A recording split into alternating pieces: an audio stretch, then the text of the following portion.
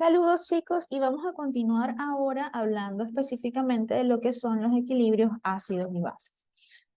Como recuerdan, en clases teóricas presenciales hablamos de diferentes teorías que definían lo que era el comportamiento de un ácido y lo que era un comportamiento de una base. Hablamos de la teoría de Reynolds, de la teoría de Bronsted-Lowry y luego hablamos de la teoría de Lewis, ¿sí? Por ahora nos vamos a quedar con lo que es la teoría de Bronsted-Lowry, que define un ácido como cualquier especie química capaz de ceder protones a otra sustancia. En este caso, aquí vemos el ácido acético que le cede este protón, ¿sí?, al agua y se convierte en su base conjugada, que es el ion acetato. En este caso, el agua actúa como base porque recibe este protón que donó el ácido acético, ¿sí? Y eso nos lleva a la definición de base. La base va a ser cualquier sustancia química capaz de aceptar protones de otra sustancia. Entonces, nuevamente, en este ejemplo, aquí tenemos amoníaco. El amoníaco es capaz de aceptar protón, este protón que le va a donar el agua, convirtiéndose aquí en amonio, que es su ácido conjugado, y el agua se convierte en el ion hidróneo, en OH-, que va a ser su base conjugada. Fíjense que acá hay algo importante, ¿no? Primero, cada par, en el caso de los equilibrios ácido-base, vamos a tener pares conjugados, ¿no? ¿Qué significa esto? Que, por ejemplo, el ácido acético, cuando cede su protón, se convierte en ion acetato. Es decir, que el ion acetato va a ser la base conjugada de este ácido que está acá, ¿sí? Y en este caso, el amoníaco, que es nuestra base, cuando acepta ese protón, se convierte en amonio. Y este ácido va a ser el ácido conjugado de esta base. Entonces vamos a tener pares conjugados. En este caso que está acá, vamos a tener el ácido acético, que es el ácido, con su base conjugada, que es el ion acetato, CH3, CO perdón, ¿sí? Y aquí el agua actúa como base. ¿Por qué? Porque recibe el protón que le dona el ácido acético. Entonces, en este caso, cuando tengamos el agua, este va a ser la base y su ácido conjugado va a ser H3 o más. Acá. Aquí abajo, ¿cuál va a ser nuestra base? Nuestra base va a ser el amoníaco y su ácido conjugado va a ser el ion amonio. Aquí, acá. Y el agua, en este caso, va a reaccionar como ácido porque es quien dona, quien cede el protón, aquí, y su base conjugada va a ser OH-, ¿sí? Fíjense que acá hay algo importante, ¿no? Y es que el agua es capaz de actuar tanto como base como ácido, ¿sí? Puede actuar de ambas formas. Y cuando una sustancia tiene esas características, se le llama sustancia anfótera, porque es capaz de tener un comportamiento tanto ácido como base, ¿sí? Entonces, vamos a ver lo que es el producto iónico del agua, ¿sí? Si yo tengo, por ejemplo, acá agua con agua, en el equilibrio voy a tener aquí H3 o más. Por ejemplo, si esta agua que está aquí le cede un protón a esta, ¿sí? Y como lo cedió, esta va a quedar como OH-, ¿sí? Entonces voy a tener en el equilibrio agua, pero voy a tener estos iones y voy a tener estos iones, ¿sí? Entonces ya dijimos antes que en el equilibrio voy a tener una constante. A esta constante le voy a llamar Kw, porque es una constante que viene del agua, ¿sí? Entonces arriba va a ir las concentraciones de los productos elevados a sus coeficientes estequiométricos, H3 o más, por la concentración de OH-, aquí está, entre aquí la concentración del agua. Esto al cuadrado, elevado al cuadrado porque tenemos 2, ¿sí? Esto podemos sacarlo como parte de la constante. Esto que está acá podemos sacarlo como parte de la constante. Entonces podemos decir que nuestra Kw va a ser igual a la concentración de H3 o más la concentración de OH menos, perdón, por la concentración de OH menos, aquí está. Y se ha demostrado de forma experimental que a 25 grados esta KW es 10 a la menos 14. Esto que está aquí va a ser súper importante. ¿Por qué? Porque en equilibrios ácido-base, cuando conocemos la concentración de H3 o más, o la concentración de OH menos, podemos conocer directamente la siguiente a través de esta relación. ¿Sí? H3 o más por concentración de OH menos va a ser igual a 10 a la menos 14 siempre. ¿Sí? Y ahora vamos a hablar de lo que es el pH. El pH es una medida que nos permite saber o medir, valga la redundancia, qué tan ácida o qué tan básica es una sustancia, ¿sí? Una disolución. El pH va de 0 a 14, donde en 14, perdón, donde en 7 vamos a tener el punto neutro. Esto decimos que es una sustancia neutra, ¿sí? Donde tenemos la misma cantidad de H3 o más y de OH menos. De 0 a 7 va en aumento, perdón, de 7 a 0 va en aumento la acidez, más cercano a 0 más ácido, más cercano a 7 más neutro. Y de 7 a 14 va en aumento la basicidad. Más cercano a 14, pues más fuerte es la base, ¿sí? Entonces, a esta relación que está acá nos permite obtener otra relación que es la siguiente. El pH se calcula como el menos el logaritmo de la concentración de H3 o más. Esto es súper importante, lo voy a poner en otro color porque como les digo, estas relaciones son las que vamos a estar utilizando para resolver ejercicios ácido-base. ¿Sí? Entonces, el pH es menos el logaritmo de H3 o más, ¿sí? La concentración de H3 o más. El pOH, voy a escribirlo por acá, igualito, el pOH es igual a menos el logaritmo de la concentración de OH menos. Y por esta relación, ¿sí? Por esta relación que conocemos aquí del agua, vamos a poder decir siempre que el pH más el pOH de una sustancia es igual a 14. Acá, ¿sí? Su medida de pH más su medida de pOH siempre va a sumar 14 porque ya sabemos que va de 0 a 14. ¿Sí? Entonces, esto que está acá es súper importante, anótenlo por allí en su cuaderno, en sus apuntes, en su problemario, porque esta relación la vamos a estar utilizando de aquí en adelante con mucha frecuencia para resolver ejercicios de equilibrio ácido-base. ¿Sí?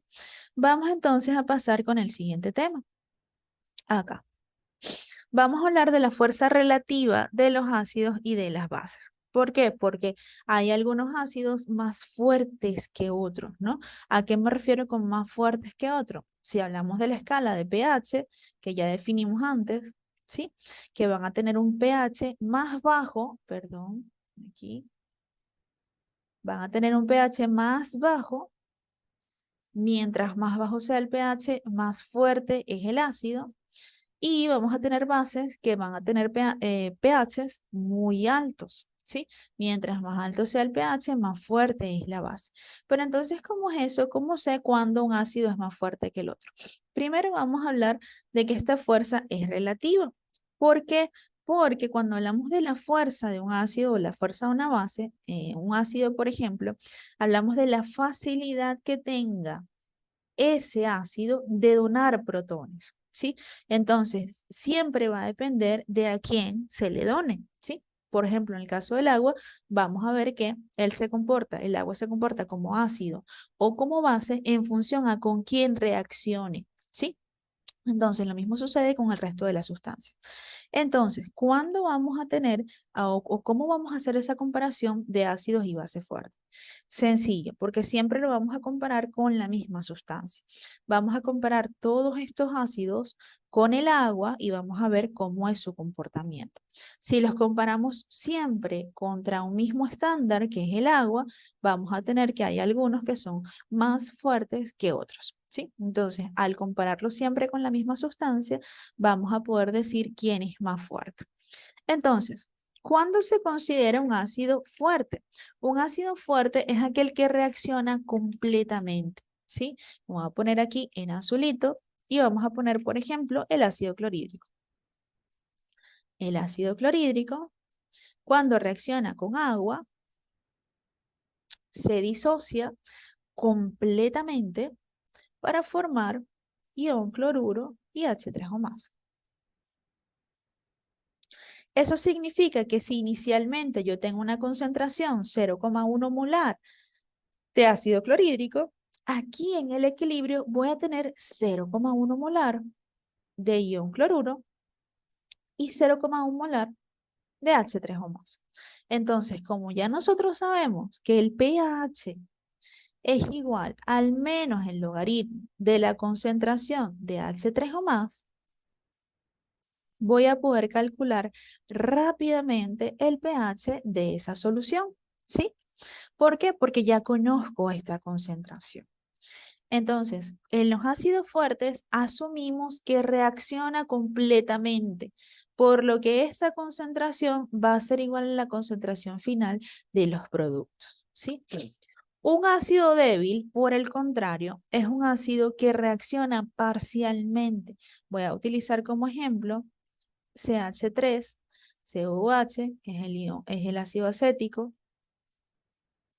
en presencia de agua, se disocia en, esto lo podemos poner como una reacción reversible, esto aquí arriba no sería equilibrio, déjenme ponerlo acá en verde, sino que podemos ponerlo como una reacción directa, ¿sí? Una reacción irreversible acá.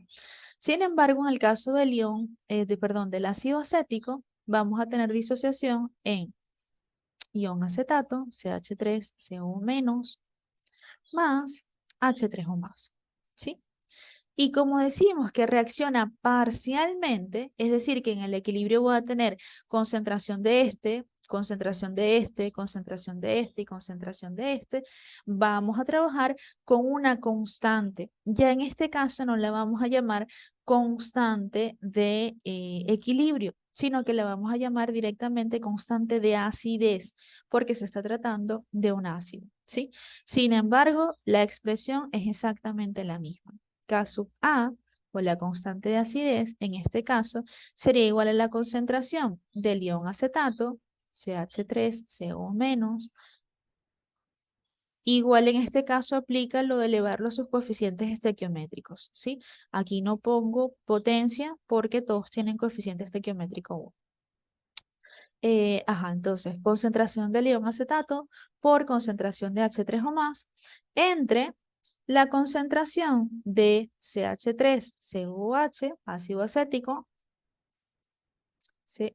COOH, ahora sí, por la concentración del agua. Dijimos que en el caso de la concentración del agua va a ser constante, así que sale para acá. La constante de acidez sería de este tipo. Ya nosotros hemos resuelto antes ejercicios de equilibrio y sabemos cómo calcular las concentraciones de las especies conociendo la constante de equilibrio o cómo calcular la constante de equilibrio y las concentraciones de las especies si me dan como dato alguna de las concentraciones finales o concentraciones en el equilibrio, porque fue lo que hicimos en el apartado anterior, ¿sí? Entonces, ácido fuerte, sencillo, se disocia completamente y cuando tengo alguno de estos datos ya puedo ir directamente a este, ¿sí? Igual, si me dan como dato el pH, por ejemplo, con el pH yo puedo calcular esta concentración y con esta concentración puedo calcular todas estas que están acá, ¿sí? En el caso del ácido débil no es tan sencillo. ¿Por qué? Porque sí tenemos grado de disociación. Entonces, como hay grado de disociación, cuando yo tengo esta concentración inicial, no conozco, ¿sí? No tengo por qué conocer directamente la concentración final. En ese caso, vamos a trabajar con la constante ya no de equilibrio, sino constante de acidez y la vamos a expresar de la misma forma como la habíamos expresado cuando vimos el tema de equilibrio químico, ¿sí? Ahora bien, en un ejercicio no me van a decir si es un ácido fuerte o si es un ácido débil. Debemos conocer cuáles son los que se consideran ácidos fuertes. ¿Y cuáles son los que se consideran ácidos fuertes? Los que les estoy colocando aquí abajo. Ácido clorhídrico, bromídrico, yodhídrico, ácido sulfúrico y ácido nítrico. Estos son los que a nivel de ejercicios vamos a considerar ácidos fuertes y por tanto se disocian completamente o reaccionan completamente, ¿sí? Ok, hablemos ahora de las bases, porque también vamos a tener bases fuertes y vamos a tener bases débiles. Las bases fuertes van a tener el mismo comportamiento del ácido, ¿sí? Que es que se disocia por completo. Por ejemplo, si yo tengo hidróxido de sodio en presencia de agua, aquí más agua, voy a tener aquí la disociación en ion sodio más OH menos. ¿Sí? Esta disociación que está acá. Y asumimos que reacciona por completo. Es decir, que si yo tengo acá una base al 0,1 molar, hidróxido de sodio al 0,1 molar, ya puedo asumir directamente las concentraciones finales, ¿sí? La concentración final va a ser la misma concentración inicial porque reaccionan por completo, ¿sí? Entonces, en este caso, cuando tenemos bases, vamos a poder calcular el pOH. El pOH dijimos antes que iba a ser igual al menos el logaritmo de la concentración de OH. Y si nos dan como dato no el pOH, sino el pH, que es lo que generalmente nos dan o nos piden, ¿sí? Yo sé, por la relación que vimos anteriormente, que el pH más el pOH es igual a ¿qué?